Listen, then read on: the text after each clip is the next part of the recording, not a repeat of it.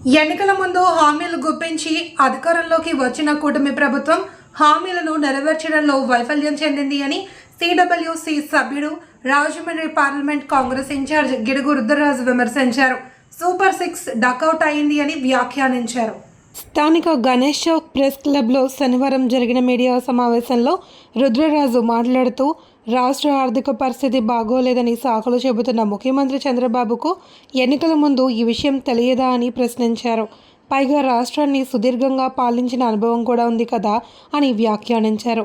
ఒక్క పెన్షన్ పథకం మినహా తల్లికి వందనం, నిరుద్యోగ భృతి, మహిళలకు ఆర్టీసీలో ఉచిత ప్రయాణం, రైతులకు సాయం వంటి హామీలు అమలు చేయలేదని విమర్శించారు.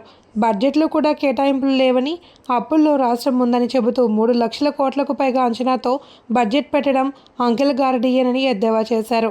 ఇక ప్రజలకు ప్రభుత్వానికి వారధిగా ఉంటానన్న పవన్ కళ్యాణ్ కూడా ఏమీ మాట్లాడకుండా తీర్థయాత్రలు చేస్తున్నారన్నారు.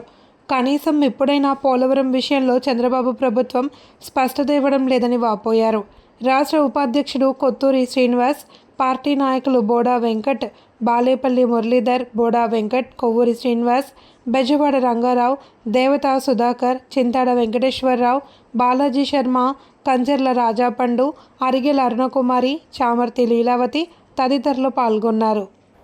కొత్తగా ఎన్నికలు జరిగిన తర్వాత ఈ రాష్ట్రంలో కూటమి ప్రభుత్వం ఏర్పడింది. సుమారు 9 నెలలు పూర్తి చేసుకున్నప్పటికీ కూడా కూటమి ప్రభుత్వం ఇచ్చినటువంటి వాగ్దానాలు ఏవైతే ఉన్నాయో, ఆనాడు ఎన్నికల మేనిఫెస్టోలో పొందుపరిచినటువంటి వాగ్దానాలు ఏవైతే ఉన్నాయో, అది తెలుగుదేశం పార్టీ కానీ, జనసేన పార్టీ కానీ, భారతీయ జనతా పార్టీ కానీ, వాళ్ళ ముగ్గురు కలిసి మేనిఫెస్టోని రిలీజ్ చేసినటువంటి సంగతి మనం అందరం చూసాం. దాంట్లో ప్రధానమైనటువంటి అంశాలు ఏవి ఉన్నాయో వాటిలన్నింటినీ కూడా ఇప్పటివరకు చేయనటువంటి పరిస్థితి. సూపర్ 6గా నాడు మరి వాళ్ళు స్టేట్మెంట్ ఇచ్చి మా ప్రభుత్వం అధికారంలోకి వస్తే ఇవన్నీ కూడా చేస్తామని చెప్పడం జరిగింది. దాంట్లో ఒక పెన్షన్ తప్పించి మిగిలింది ఏది కూడా ఇంప్లిమెంట్ అవ్వనటువంటి పరిస్థితి. సో కాంగ్రెస్ పార్టీగా ఏ రాష్ట్ర ప్రభుత్వానికైనా అధికారంలోకి వచ్చిన తర్వాత ఒక 5-6 నెలలు మనం హనీమూన్ పీరియడ్ అనేటువంటిది ఇవ్వడం జరుగుతుంది.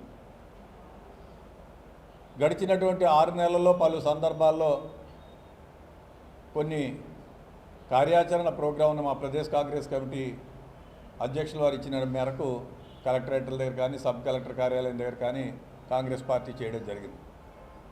ఇక కాంగ్రెస్ పార్టీగా ప్రజాక్షేత్రంలో ఉండి ప్రజల తరపున పోరాటం చేయవలసినటువంటి అవసరం ఆసనమైంది. ప్రధానంగా ఈ రాష్ట్రంలో ఉన్నటువంటి నిరుద్యోగ సమస్య. ఆనాడు నిరుద్యోగులందరికీ కూడా వృత్తి ఇస్తానని చంద్రబాబు నాయుడు గారు చెప్పడం జరిగింది. 20 లక్షల వరకు కూడా నిరుద్యోగులు ఈ రాష్ట్రంలో రిజిస్టర్డ్ ఉన్నటువంటి నేపథ్యంలో వాళ్ళకి సంబంధించినటువంటి నిరుద్యోగ వృత్తి ఇవ్వకపోవడం కానీ, తల్లికి వందనం అనేటువంటి కార్యక్రమాన్ని ఇవ్వకపోవడం కానీ, రైతులకు సంబంధించి రైతాంగాన్ని కూడా వారు ఇస్తా అన్నటువంటి వెసులుబాటు ఇవ్వకపోవడం కానీ,